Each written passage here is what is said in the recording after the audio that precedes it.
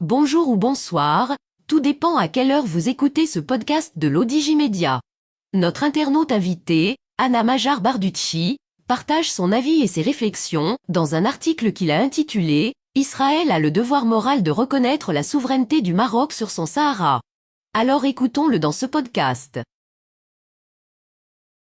L'auteur démarre son article ainsi. Né à Talsin, une commune rurale de la province de Figuig, en 1938, Ben Chetri se décrit comme un fier patriote marocain. Il a consacré sa vie à promouvoir la culture et les valeurs marocaines dans le monde entier, car sa fédération a des succursales en Europe, au Canada et aux États-Unis. Bien qu'il vive maintenant en Israël, il dit être avant tout un citoyen marocain. L'auteur poursuit son article ainsi. En effet, son amour pour le Maroc est exprimé à travers chacun de ses mots. Ainsi, il aime raconter que l'un des buts de la fédération est de transmettre aux nouvelles générations des Marocains à l'étranger la fierté de l'épopée de la glorieuse Marche verte, qui est une illustration brillante du génie politique de feu Sa Majesté Hassan II. Ben Chetri, qui est aussi le président du Comité national pour la mémoire de feu Sa Majesté Hassan II, qu'il avait fondé avec l'ancien président israélien Shimon Peres, est ému à chaque fois qu'il évoque ses 10 rencontres à Rabat avec feu Sa Majesté Hassan II.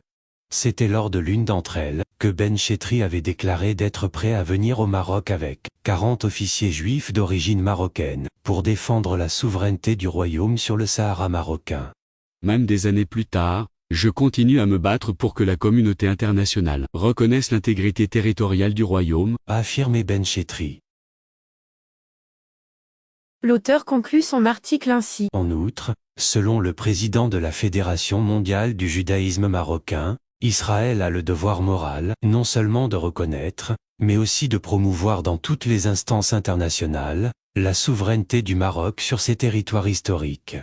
Le Maroc est synonyme de tolérance, de paix, de dialogue et de cohabitation entre les différentes cultures et religions. Au Maroc, il y a la vraie liberté de culte. Il faut se rappeler qu'en Europe, où sont nées les Lumières, les Juifs ont été persécutés, tandis que le Maroc les a protégés. Nous les Juifs marocains et les Juifs du monde entier devons être reconnaissants au royaume du Maroc et à ses souverains, lesquels tout au long de leur histoire se sont toujours refusés à faire la différence entre leurs sujets, a réitéré Ben Chetri, dans son bureau où flotte fièrement le drapeau marocain. Rédigé par Anna Majar Barducci, élu par l'intelligence artificielle de l'Odigimédia. Merci d'avoir écouté ce podcast de l'Odigimédia, ce bouquet de supports numériques, portail, magazine mensuel connecté, web radio et web TV. N'oubliez pas de télécharger notre application l'Odigi Mobile sur Play Store et de vous abonner à notre chaîne YouTube l'Odigi TV. Vous pouvez, aussi, nous suivre sur nos réseaux sociaux, Instagram, Facebook, TikTok, LinkedIn et Twitter. Ou encore, vous inscrire sur notre newsletter quotidienne à partir du portail lodigi.ma. Alors, on se dit au prochain podcast de nos internautes invités. Et à très bientôt, si et seulement si vous le voulez bien.